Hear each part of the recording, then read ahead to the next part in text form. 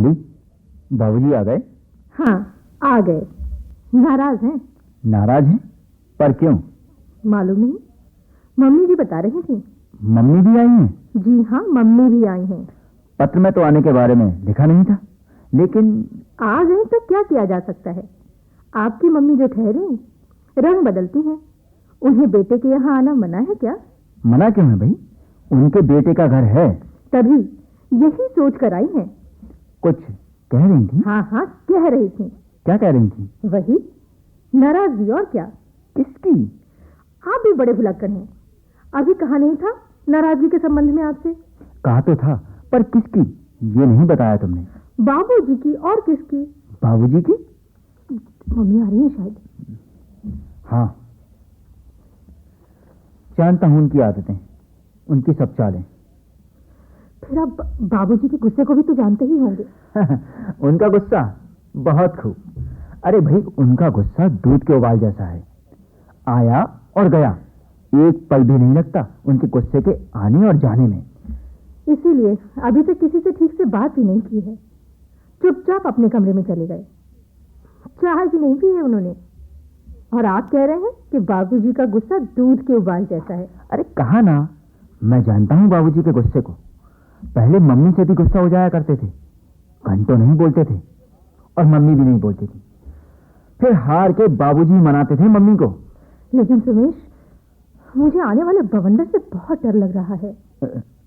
अरे मम्मी, आप छोड़ो ये दिखावा पांव छूने का सुमेश।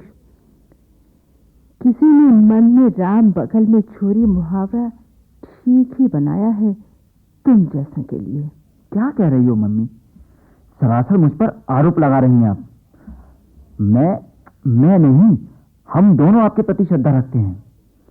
सभी ऐसा कहते हैं सुमेश।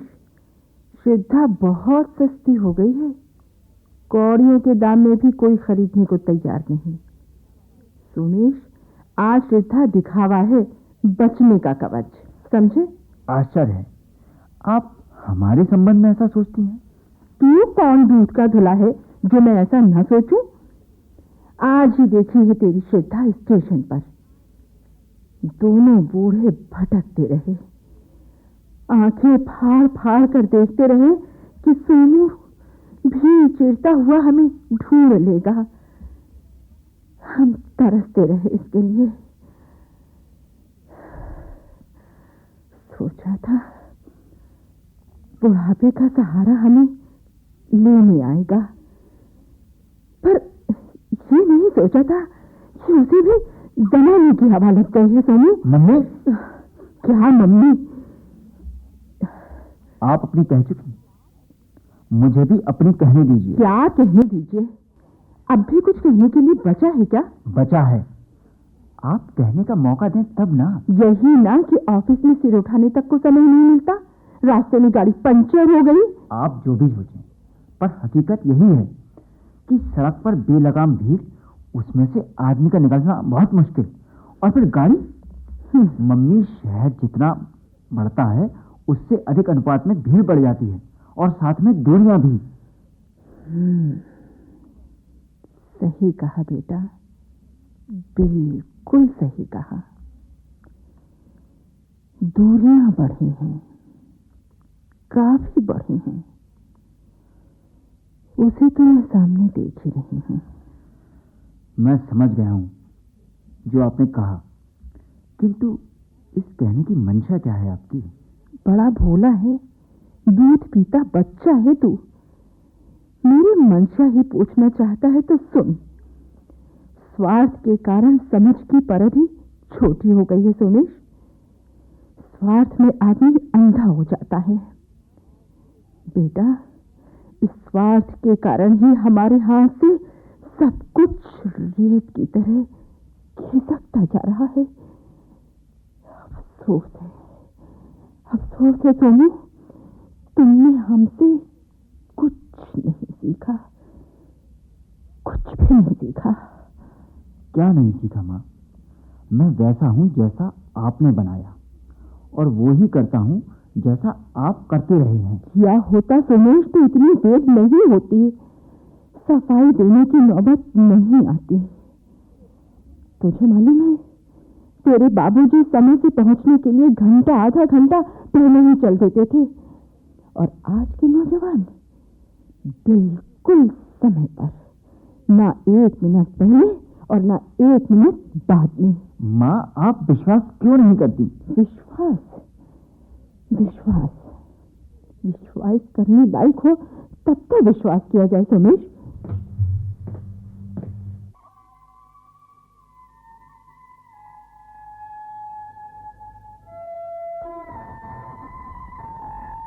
अपने आगे किसी की भी नहीं चलने देती। थोड़ी इन छोटी छोटी बातों पर सोचना, सब ठीक हो जाएगा। कुछ ठीक होने वाला नहीं है। कहाँ चले सोमेश? आज जरूरी मीटिंग है। बाबूजी से नहीं मिलोगे? अरे मिल लूंगा लौटने के बाद।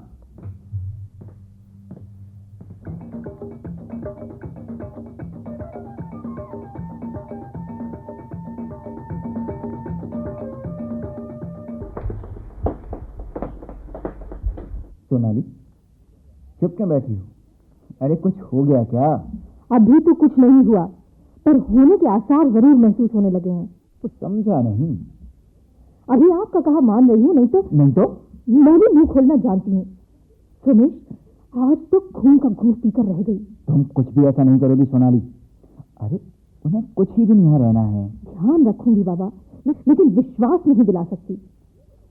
फिर से ऊंचा पानी हुआ तो अपने को तो बचाना पड़ेगा ना। हाँ सुमेश, मैं बचना भी जानती हूँ।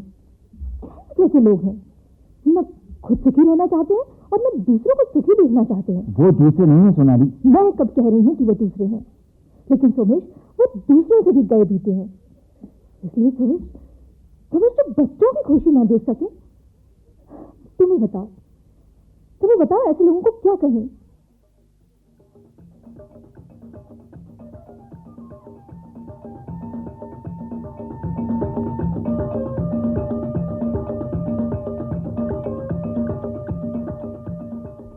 आप यहाँ हैं?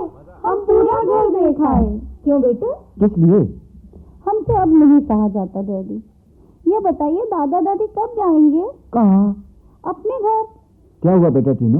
दादा दादी हर समय हमारे कमरे में आकर बैठ जाते हैं, घंटों बातें करते हैं और उपदेश देते रहते हैं।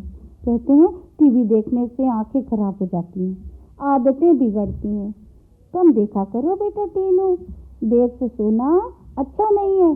सुबह देर से उठने से स्वास्थ्य पर असर पड़ता है। इसमें तो कुछ भी गलत नहीं था बेटा। डैडी, दादा दादी पढ़ते समय ही काम चुन लेते हैं, पढ़ने ही नहीं देते। दादी तो फिजूल की बातें करती है, सबके बारे में कुरेद कर पूछती हैं। सबके बारे में क्या पूछती हैं? बोल मीनू, क्या पूछती है? बोल। हाँ मम्मी, सबके बारे में पूछती है। मीनू चुप क्यों हो गई, जैसे तेरी जुबान को लकवा मार गया? बता किसके बारे में पूछती है? अब डैडी, मम्मी, टीनू और मेरे बारे में। बेटा क्या पूछती हैं? बताओ, डरो नहीं।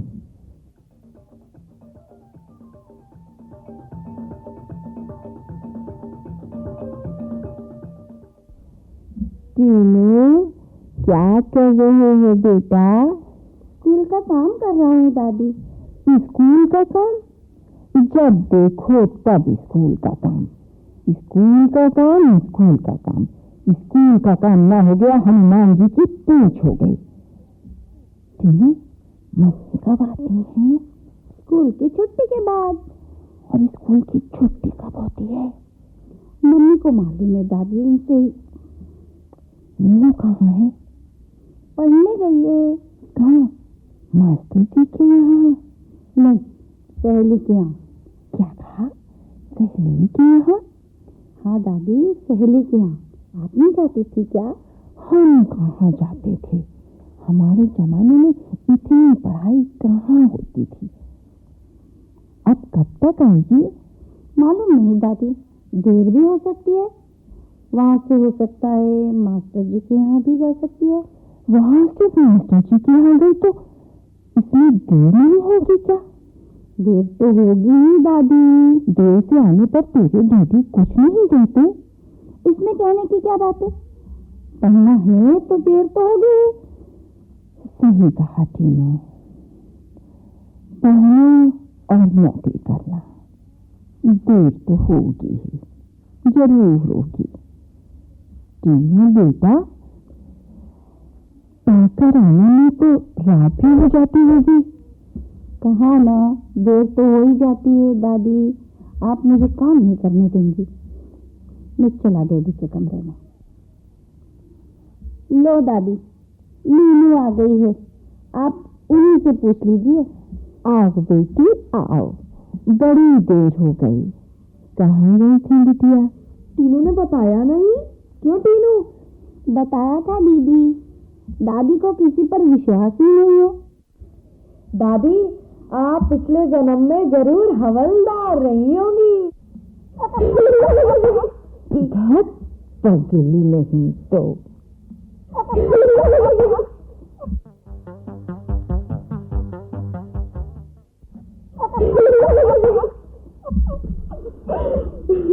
कैसी रही टीनू?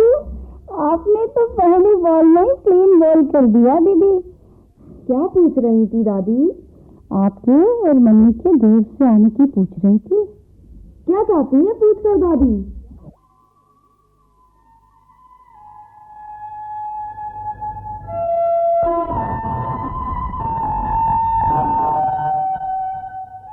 सुन लिया रमेश? मम्मी की इतनी घटिया सोच बच्चों के संबंध में। देखिए देखिए, आगे आगे होता है क्या।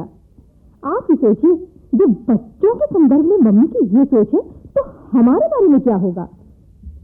हाँ, यही तो सोच रहा हूँ। और फिर हमारे प्रति होना इतना महत्व नहीं रखता जितना बच्चों के प्रति। सभी जानते हैं सोनाली कि ब्याज मूल से ज्यादा प्यारा होता है, लेकिन यहाँ तो गंगा उल्टी बह रही है। लेकिन रमेश, बच्चों के प्रति अविश्वास सोचने के लिए मजबूर करता है। सोचना होगा। मैं आज ही मम्मी से बात करूंगा। लेकिन रमेश, कोई भी कदम उठाने से पहले इसके सभी पक्षों पर हमें गहराई से सोचना होगा। मम्मी के इस अविश्वास ने हमारे जीवन में दूध में मट्टी का काम किया है सोनाली। उनके इस व्यवहार से मन खट्टा हो गया है, खट्टा। टीनू मीनू, चलो अब अपना काम करो। हम तुम्हारी समस्या का समाधान जरूर करेंगे बेटा, अब जाओ। अब ऐसा फिर नहीं होगा टीनू मीनू। जाओ बेटा, जाओ अपना काम करो।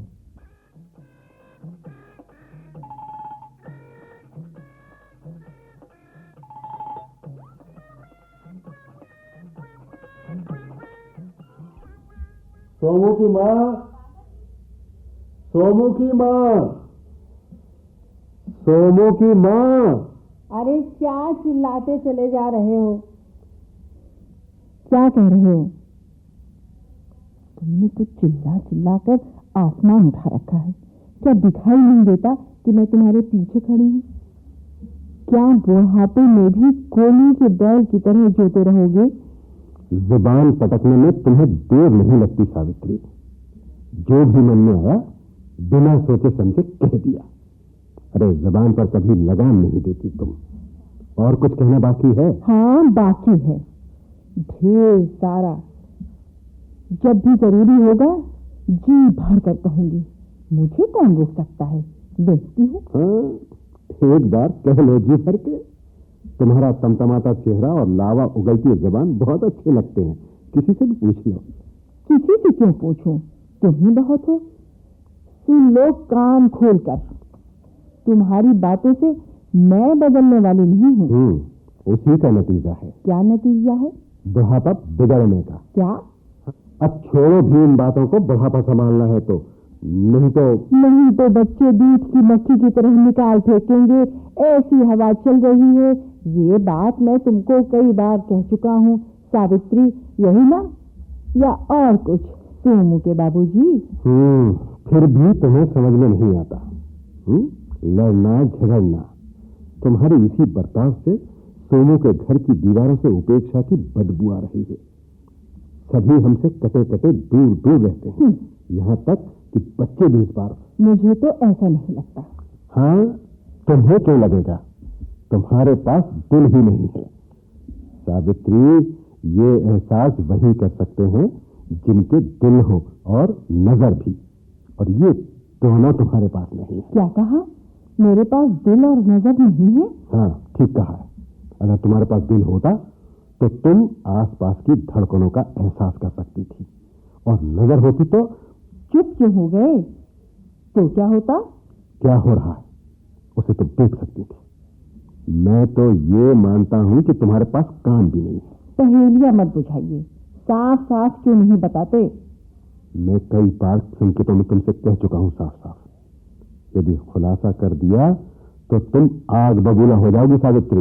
उससे आपको क्या फर्क पड़ने वाला है? पड़ने वाला है फर्क पड़ने वाला है, मुझको भी और तुमको भी और घर परिवार को भी। तुम्हारी बच्चों के प्रति शंका और अविश्वास घर परिवार में कांटे बिछा रहा है। उससे सावित्री कोई नहीं बचने वाला। हाँ, कोई नहीं। और हाँ, इससे तभी बचा जा सकता है कि हम आशंका और अविश्वास छोड़ दें। दीवारें हमारी आशंका और अविश्वास से उत्पन्न स्थिति की कानाफूसी करेंगे, दरवाजे उसे सड़क तक पहुंचा देंगे। तुम्हारी ये उलझी उलझी बातें मेरी समझ में नहीं आती। साफ साफ क्यों नहीं कहते? तो सुनो साफ साफ। सुनाओ। हमें वे बातें बच्चों से नहीं करनी चाहिए जिनसे टकराव हो। तुमने बहू, मीनू और सोनू की पूछताछ क्या की कि उनमें हमारे प्रति अपनापन कम? आपने भी तो। हाँ, मैं भी हूं उसमें। इससे मैं कहां मना करता हूं। इससे उनके भीतर लावा धधकने लगता है। देखो, अभी विस्फोट नहीं हुआ है और इस विस्फोट को रोकना होगा। तो कैसे? उनकी भाषा बोलकर और आंख कान बंद करके। ये मुझसे नहीं होगा। होगा, करना होगा। जब तक हम यहां हैं तब तक। उसके बाद तुम्हारी अपनी मर्जी, जो चाहे कर सकती हो, समझी? मेरी बात मानोगी तो सुखी रहोगी सावित्री।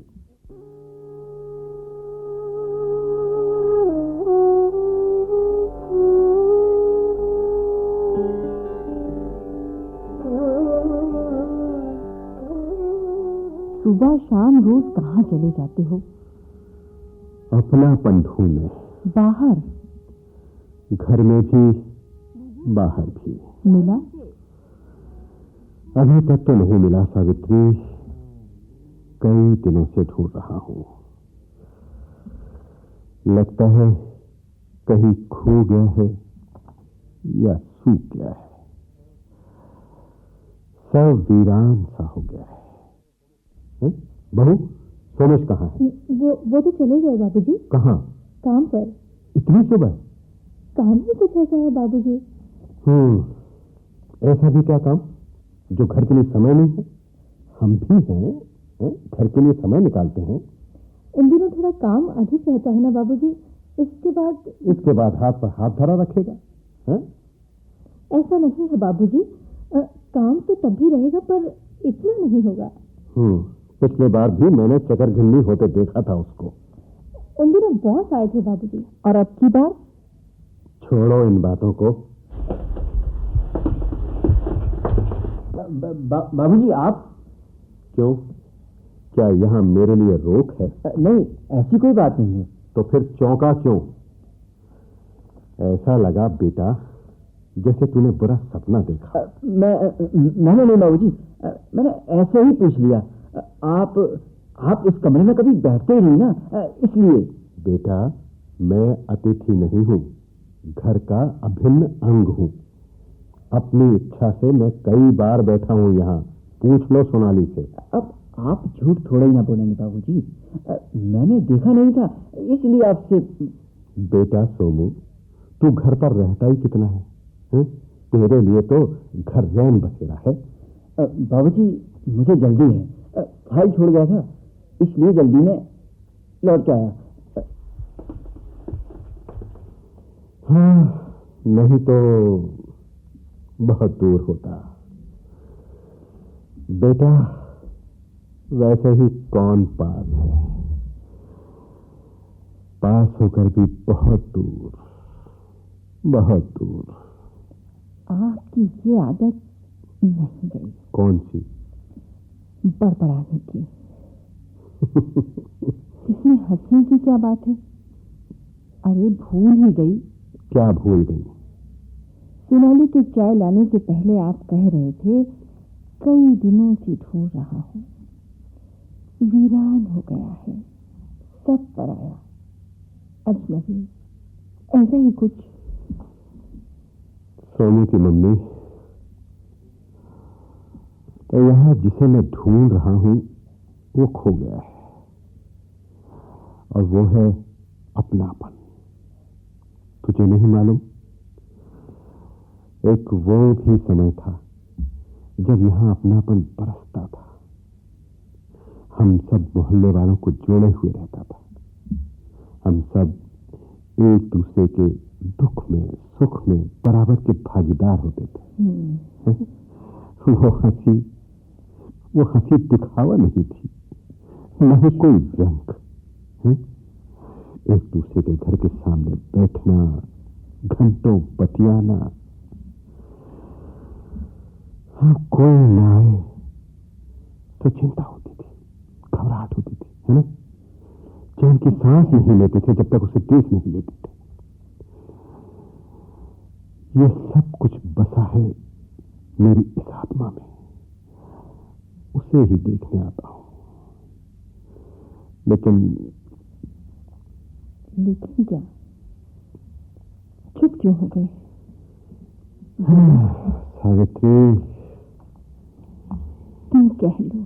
उसे ही ढूंढने जाता हूं, वैसे ही जैसे बचपन में छुपा छुपी करते थे, ढूंढते थे एक दूसरे को, और वो ढूंढने पर नहीं मिलता था।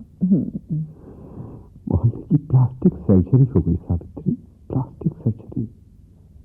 मोहल्ले का चेहरा और चरित्र दोनों बदल गए। बोल रहे हो, समझ नहीं आता, क्यों बोल रहे हो ऐसे? हकीकत बयां कर रहा हूं, हकीकत। हकीकत में रोज रोज सुबह शाम अपनों से मिलने, अपनों को ढूंढने जाता हूं, लेकिन कोई अपना कहलाने वाला कोई नहीं मिलता। किसी के पास 2-4 घंटे छोड़ो, 2-4 मिनट भी बैठने की फुर्सत नहीं। यहां तक अपने अंश को भी। आप इतनी फालतू बातें क्यों कर रहे हैं? सोमू की मम्मी, हकीकत को हंसी में नहीं लो, हकीकत में समझो। जो हो रहा है, जो होने वाला है। क्या होने वाला है जिसकी इतनी चिंता आपको सताई जा रही है? देखने की कोशिश करो, सब दिख जाएगा, सब। सुबह क्या लेंगे बाबूजी? कुछ नहीं, आज जाना नहीं है काम पर? जाना है बाबूजी, लेकिन थोड़ी देर से। ठहरो बहू, कुछ पूछना है। क्या पूछना है बाबूजी? पहले बैठो बहू, बैठो, यहाँ बैठो। कहिए बाबूजी। बगल वाले मकान में रविंदर रहते हैं ना, कहीं गए हैं क्या? अब कौन रहते थे और अब कौन रहता है मालूम नहीं बाबूजी। ये बता रहे थे कि बगल वाला मकान बिक गया है, अब बगल में शायद कॉम्प्लेक्स दड़बा बन गया है। दड़बा बाबूजी, कॉम्प्लेक्स। हाँ बहू, वही दड़बा। जगह की कमी से अब आगे तो कॉम्प्लेक्स में ही रहना पड़ेगा ना बाबूजी। एक एक कॉम्प्लेक्स में एक एक मोहल्ला होगा। आगे का समय और खराब आने वाला है। ऐसा क्यों हो रहा है समझ में नहीं आता। इसका जिम्मेदार कौन है? हम और हमारा स्वार्थ। स्वार्थ का जनक है स्टेटस, और स्टेटस यानी कि दिखावे की होड़, और इस होड़ में आदमी खो रहा है। खो रहा है अपनेपन का अमूल्य रत्न। आदमी ने सब तरफ स्वार्थ की कटीली झाड़ियां रोप दी है, अपने लिए, खुद के लिए। अमूल्य रत्न चौंक क्यों गई सोमू की मम्मी? मैं ठीक कह रहा हूं। बंधी मिट्टी से जिस तरह से रेत खिसक जाती है, वैसे ही प्रेम का अमूल्य रत्न हृदय की मुट्ठी से खिसक गया है, सरसता सूख रही है। मैंने मोहल्ले में जहां जहां मैं पला बढ़ा हूं, जा जाकर देखा है, अनुभव किया है, वही कह रहा हूं। ऐसा क्या देखा है बाबूजी? क्या क्या बताऊं बेटा, एक नहीं अनेक दास्तान मोहल्ले में सुनी है, मोहल्ले के चेहरे पर पढ़ी है। अल्लाह उदास लोगों की चाल से अनुभव की है। मैंने तो ऐसा कुछ भी महसूस नहीं किया सोनू के पिताजी। तुम भीतरी आंख से देखो तो दिखाई दे जाएगा। मैंने देखा है परस्पर टूटता विश्वास, संवादहीनता, छल की शतरंजी चालें, गिद्ध नजर।